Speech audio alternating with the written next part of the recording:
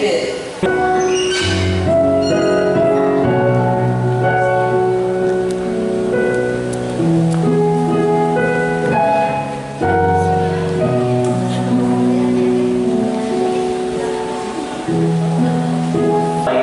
And we praise and glorify you through your Son, Jesus Christ. Through him, with him and in him, O God Almighty Father, in the unity of the Holy Spirit, all glory and honor is yours, forever and ever.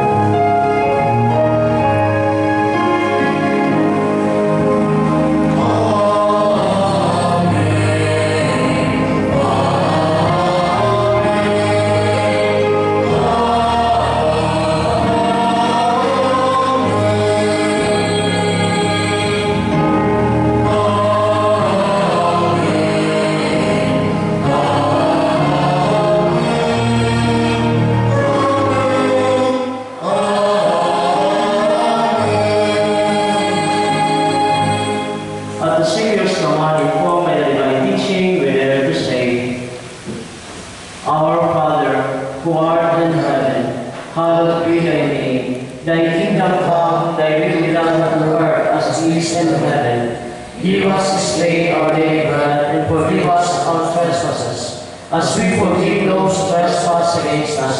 And lead us not into temptation, but deliver us from evil. My dear friends, let us turn to the Lord and pray in this holy bond.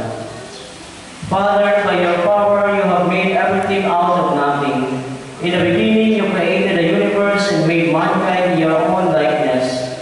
You give man a constant help of woman, so that man and woman should no longer be two but one flesh.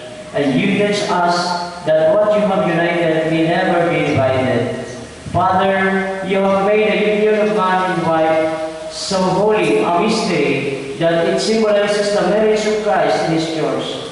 Father, keep them always true to your commandments. Keep them faithful in marriage and let them be living example of Christian life. Give them the strength which comes from the gospel so that they may be witnesses of Christ to others. Bless them with children and help them to be good parents. May they live to see their children's children, and after a happy old age, grant them fullness of life with your saints in the kingdom of heaven. We ask this through Christ our Lord. Amen. Lord Jesus Christ, you said to your apostles, Peace I give you, my peace I give you. Look not on our sins, but on the faith of your church, and graciously grant her peace and unity in accordance with your will, who live and reign forever and ever.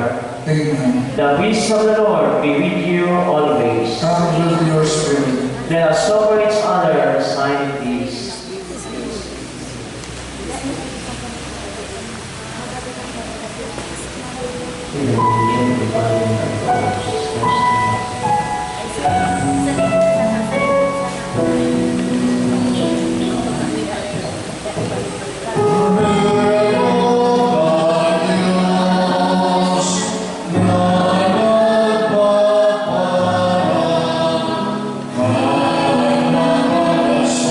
Lord, I am not worthy that you should enter under my roof, but of the Lord, my soul shall be healed.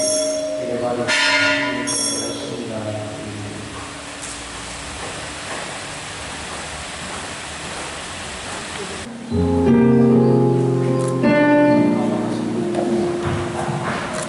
Amen.